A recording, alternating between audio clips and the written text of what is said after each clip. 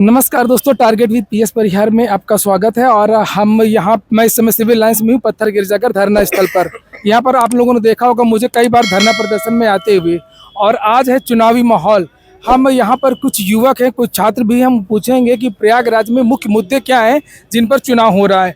और रही बात इलाहाबाद की, तो इलाहाबाद में बेरोजगारी का दौर वो है कि स्टूडेंट इलाहाबाद को छोड़ के भागने लगा है। पिछले 1-2 साल को आंकड़ा लीजिए, कम से कम 100 सैकड़ों छात्र सुसाइड कर चुके हैं। उसको नहीं देखती यहाँ की गवर्नमेंट, विकास को दिखा रही है। जब रोड बनवाने से हमारा खर्च घर नहीं चलने वाला, रोड सिर्फ अडानी के लिए उनका व्यापार चकुशल चलता रहे इसलिए किया जा रहा है। ठीक, छात्रों के लिए इसके पहले कहते थे यादव आयोग है, कुछ भी हो, ठीक, जो भी रहा, किसी ने कुछ नहीं देखा। जो कुछ वायरल किया उन्होंने सोशल मीडिया के माध्यम से वायरल किया, इनका ही प्रोपेगेंडा फैलाया हुआ लोगों को दिखाया। लेकिन अभी मतलब पहले की सरकार को बदनाम किया और उसके बाद बदनाम करने के लिए था। अभी जो पेपर लीक हुए, यूपी पुलिस के पेपर किस तरीके से लीक हुए सोचे। यूपी पीसीएस का पेपर अगर इन्होंने कैंसिल सिर्फ इसीलिए कराया, आयोग ने सिर्फ कैंसिल इसीलिए कराया कि वो पेपर भी लीक हो चुका था। वो अगर पेपर कराते तो वो भी लीक होता, इसलिए उन्होंने कैंसिल कराया। ठीक, तो यहाँ सबसे बड़ा मुद्दा स्टूडेंटों का है। इलाहाबाद में बता दो, इलाहाबाद का व्यापारी, स्टूडेंट ने इलाहाबाद छोड़ दिया, इलाहाबाद का व्यापारी मर जाएगा, इलाहाबाद का मकान मालिक मर जाएगा, भूखों मर जाएगा। जी। और हमारे पास कुछ और भी लोग, हम उनसे बात करेंगे। सीएमपी की पूनम मिश्रा जी, माफ कीजिएगा, और समाजवादी पार्टी की राष्ट्रीय प्रवक्ता जी भी हैं। और हम इनसे पूछेंगे कि मुख्य मुद्दे क्या है प्रयागराज की। अगर आप प्रयागराज के मुख्य मुद्दे को बात करेंगे तो सबसे पहले तो ये जो है हब है स्टूडेंट्स का। और जिस तरीके से पेपर लीक हो रहा है, अभी आप चले जाइएगा तो जो है आप देखेंगे कि बच्चे जो है रूम छोड़ के चले जा रहे हैं। तो जो यहाँ का जो इलाहाबाद चलती है ना, वो इलाहाबाद चलती ही छात्रों से है। इलाहाबाद में जो जीवन है वो छात्रों से ही जीवन है। और जब से ये सरकार आई हुई है, इन्होंने यूनिवर्सिटी ऑफ इलाहाबाद का जो फीस 5 गुना कर दिया हुआ है। हाँ, आंदोलन चला, कोई कार्रवाई नहीं हुई। उसके बाद में फिर जो है जो स्कॉलरशिप आती थी वो स्कॉलरशिप आनी बंद हो गई। अगर हमारी सरकार की बात करें तो हम स्कॉलरशिप भी दिया करते थे, फीस ऑब्वियसली 1/5 थी अभी के कंपैरिजन में। उसके बाद में एक जो है बस सेवा शुरू की गई थी जो यूनिवर्सिटी के स्टूडेंट्स के लिए थे कि फ्री बस सेवा है। वो सारी चीजें आपने बंद कर दी। चलो, आपने जो है बढ़ा दिया फीस। आप बताइए, यहाँ पे जो छात्र आते हैं वो गरीब आते हैं, उनके घर वाले 2000-2500 जैसे तैसे बेचते हैं, और छात्र जो है ट्यूशन पढ़ा करके पढ़ाई भी करना चाहता है और स्कॉलरशिप आ नहीं रही है। तो अब छात्र को पुलिस भर्ती का भरोसा था। आप आलम ऐसे मतलब अंदाजा लगाइए कि 50,000 फॉर्म आए थे, उसमें 50 लाख जो है आवेदन आए थे। और महिलाओं का सोचिए कि एक महिला की सीट के अगेंस्ट में 154 जो है आवेदन आए हुए थे। तो किस कदर बेरोजगारी है। और उसके बाद में अभी आत्महत्या का आंकड़ा उठा के देखिएगा कि जब जो है जैसे पेपर लीक हुआ है वैसे जो है आत्महत्या करने लगी। अगर ये चुनाव नहीं होता तो पेपर लीक के बाद में पेपर कैंसिल ना कराते। आप देखिए, जितनी भी जिनके जो है हो रहे हैं एग्जाम, नीट का पेपर लीक होगा कौन सोच सकता था। पेपर ऐसे बिक रहे हैं जैसे सब्जियां बिकती है, सब्जियां नहीं बिक रही बाजार में। तो पूरा राष्ट्र का मुद्दा पूरा बिक रही है। और जो है ये साजिश के तहत लीक कराया जा रहा है। ये चाहता कि देना ही ना पड़े। तो अगर जैसे 2022 में इन्होंने कराया पीजीटी का फॉर्म, भरवा लिया, अभी आयोग का ही गठन नहीं हुआ। जी, ये सही मुद्दा आपने बताया। बिल्कुल, आयोग पीजीटी शिक्षा सेवा चयन आयोग की वजह गठन ही नहीं हुआ। और इनके जब जो है बेसिक शिक्षा मंत्री थे संदीप जी, तो उन्होंने कहा था कि 5 लाख वैकेंसी बची है और 5 साल में 5 लाख वैकेंसी और आएगी। 2017 की बात है ये। उसके बाद में क्या हुआ, अब वो वैकेंसी जब वो कैसे आई ही नहीं, वो कहाँ चली गई। और जो इन्होंने भर्तियां कराई हैं, पहले बार तो शिक्षा मित्र थे 1,36,000, जैसे इनकी सरकार बनी वो शिक्षा मित्रों को हटा दिया। अब उन्हीं को काउंट करते हैं। जब उन्होंने प्रोटेस्ट किया तो उनको रीज्वाइनिंग कराया, उसे को ये लोग शिक्षक मानते हैं, जबकि वेतन नहीं देते हैं। वो वाला वो संविदा में होते हैं। हाँ। और उनको अध्यापक का दर्जा नहीं दिया जाता। लेकिन जब अनुपात छात्र शिक्षक अनुपात की बात आती है तो उनको काउंट करते हैं। फिर बोलते हैं जो 30:1 का अनुपात होता है, शिक्षा मित्रों को मिलाने से हमारा अनुपात सही हो जाता है। ये अभी उत्तर प्रदेश में कह रहे हैं कि मैंने 7 लाख नौकरी दी। अगर आप कैलकुलेट करेंगे ना तो 4 लाख दी है।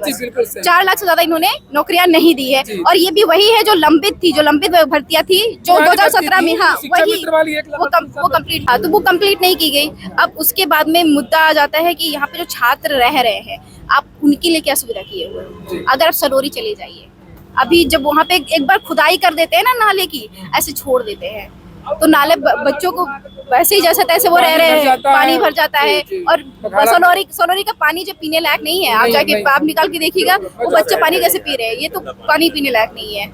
और छात्रों के हित के लिए आप कर क्या रहे हैं? छात्रों का हब है। जिस दिन ये छात्र ऐसे चले जाएंगे ना, वीरान पड़ जाएगा। आप यहाँ पे उलित पली आके देखा करिए कि लगता है कि कहाँ सन्नाटी हो गई है सड़कें। पलायन भी इस बीच में काफी हुआ है। और यहाँ पे 10 इंडस्ट्रीज ऐसी थी कि जिनको चला दिया जाता तो शायद हो सकता है कि कुछ रोजगार का सृजन होता। अभी आप यहीं नैने चली जाइए, हम लोग 2-4 साल पहले गए थे वहाँ पे ये बच्चों मुद्दा को। आपने सही उठाया, क्योंकि सरकार कहती है कि हम सबको सरकारी नौकरियां नहीं दे सकते हैं, आप प्राइवेट की तरफ जाइए। तो प्राइवेट के लिए यहाँ आप 10 बंद करके, यहाँ पे एक च्यवनप्राश करके है, बनाती माँ मेडिसिन वगैरह बनाती, पहले च्यवनप्राश बना करता था। तो हम लोग क्योंकि मैं पीएचडी की छात्रों केमिस्ट्री से, हम लोग पीएचडी की हमारी टीम गई थी वहाँ पे वो देखने के लिए कि मेडिसिन में कैसे काम चल रहे हैं। तो वो बता रहे थे कि ये डिक्लाइन हो रहा है। आप जितना काम देख रहे हो कि हमें एक पूरा एक हाफ पार्ट जो बंद कर रखा हुआ है और वो हाफ पार्ट ही चल रहा है। तो आप सोचिए कि जब वो हाफ पार्ट बंद है तो वो जो केमिकल इंडस्ट्री ऑब्वियसली वहाँ पे मेडिसिन बन रहा है, तो अगर बच्चे वहाँ से निकलते हैं वहाँ पे उनको मिलती है रोजगार। वो हाफ हो रखा है ना, जब ऑलरेडी वो हाफ काम कर रहे हैं। और वो तब भी ये कह रहे हैं कि जो है हमारे यहाँ पे सिर्फ ये कोटिंग का काम चल रहा है,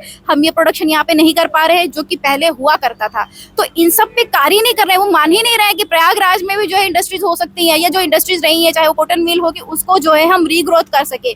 उसके अलावा जो है बस ये जाति के मुद्दे को लेके आते हैं, धन के मुद्दे को लेके आते हैं। आपको भी पता है कि 69,000 जो भर्तियां थी उस पर प्रोटेस्ट चला और वो जो कोर्ट से जीत भी गए। आरक्षण वाला विवाद, हाँ, आरक्षण वाला विवाद था, वो कोर्ट से जीत गए। उसके बावजूद भी जो है उनको अभी तक जो है मनोनयन पत्र नहीं दिया गया। नियुक्ति पत्र केजी के तो अपॉइंटमेंट ऑर्डर आना उसमें, हाँ भाई आप कोर्ट जो में है लंबित है, लेकिन सारी जिम्मेदारी सरकार की है। की। और जो है उसके बाद में अभी देखा जाए तो जो रोजगार है, महंगाई की बात कर लीजिए। महंगाई मुक्त, यहाँ बिल्कुल महंगाई। इलाहाबाद में ग्रामीण क्षेत्र भी आता है। इन्होंने क्या किया कि प्राइस तो बढ़ा दिया, सो प्राइस तो सेम रहने दिया कि तो नहीं धोखा खेलना, साइकोलॉजी से बहुत खेलना जानते हैं, इमोशन से खेलना जानते हैं।